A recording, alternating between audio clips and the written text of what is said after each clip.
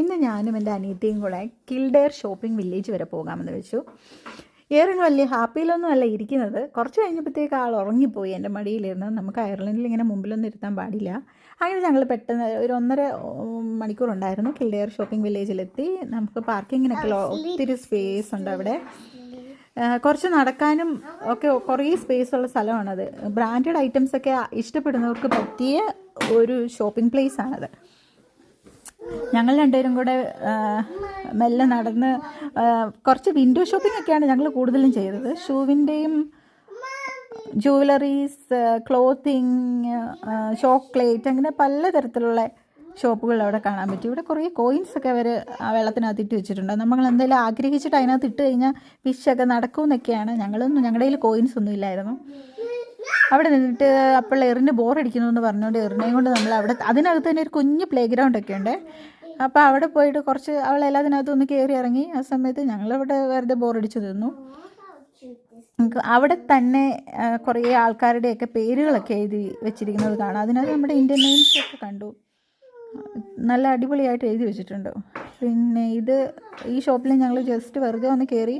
30%, 20% ഒക്കെ ഓഫറും ഒക്കെ ഉണ്ടായിരുന്നു അവിടെ. പക്ഷേ ഒന്നും വാങ്ങിയില്ല. ഇനിയിപ്പോൾ തണുപ്പൊക്കെ തീരാറായല്ലോ. പിന്നെ പെർഫ്യൂം ഷോപ്പ് ഉണ്ടായിരുന്നു. പെർഫ്യൂം ഷോപ്പിൽ കയറിയിട്ട് 1-2 പെർഫ്യൂംസൊക്കെ നമ്മൾ വാങ്ങി.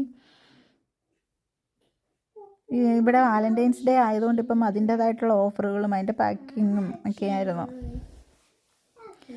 അതൊരു ചോക്ലേറ്റിൻ്റെ ഒരു ഷൂ ആണ്. അവൾക്ക് ഇഷ്ടപ്പെട്ടത് ചോക്ലേറ്റ് ഷൂ ആണ്. പിന്നെ നമ്മൾ ദുബായ് ഇൻസ്പയർഡ് ചോക്ലേറ്റ് ഒരു ഷോപ്പിൽ കയറി. അവിടെയാണെങ്കിൽ സ്ട്രോബെറിക്കകത്ത് ഇങ്ങനെ ചോക്ലേറ്റൊക്കെ ഇട്ട് തരും. എറിന് പക്ഷേ ഇഷ്ടപ്പെട്ടില്ല. അവൾ പറഞ്ഞു ഭയങ്കര പുളിയായിരുന്നു. എന്തായാലും ഞങ്ങൾ രണ്ടും വെറുതെ ട്രൈ ചെയ്ത് നോക്കി. ഉപ്പും കൂട്ടി തിന്നാൻ നല്ല രസമായിരിക്കും, പക്ഷേ മധുരം കൂട്ടി കഴിക്കാൻ അത്ര ഇൻട്രസ്റ്റ് തോന്നിയില്ല. പക്ഷേ ഇവിടെ ഉള്ളവരെല്ലാം അങ്ങനെയാണല്ലോ കഴിക്കാറ്.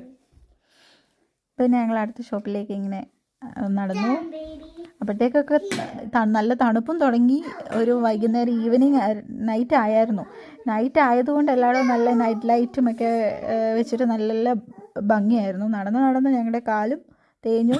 നന്നായിട്ട് വിശക്കാനും തുടങ്ങുന്നുണ്ടായിരുന്നു. വാച്ചുകളുടെയും ജ്വല്ലറിയുടെയും ഒക്കെ ഒരുപാട് ഡിഫറെൻ്റ് ആയിട്ടുള്ള ഷോപ്സൊക്കെ ഉണ്ടായിരുന്നു. ഒരു രാവിലെയൊക്കെ പോയിട്ട് വൈകുന്നേരം വരെയും അവിടെ നമുക്ക് ബോറടിക്കാതെ നമുക്കിങ്ങനെ കറങ്ങി നടക്കാൻ പറ്റുന്ന ഒരു സ്ഥലമാണ്.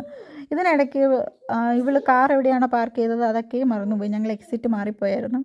വിശന്നതുകൊണ്ട് ഞങ്ങൾ ഷീല പാലസിലേക്ക് പോയിട്ട് നല്ലൊരു ഫുഡ് കഴിക്കാമെന്ന് വിചാരിച്ചു. അവിടെ ചെന്നപ്പം ബുഫേ ആയിരുന്നു. ഞങ്ങൾ ബുഫേ തന്നെയാണ് സെലക്ട് ചെയ്തത്.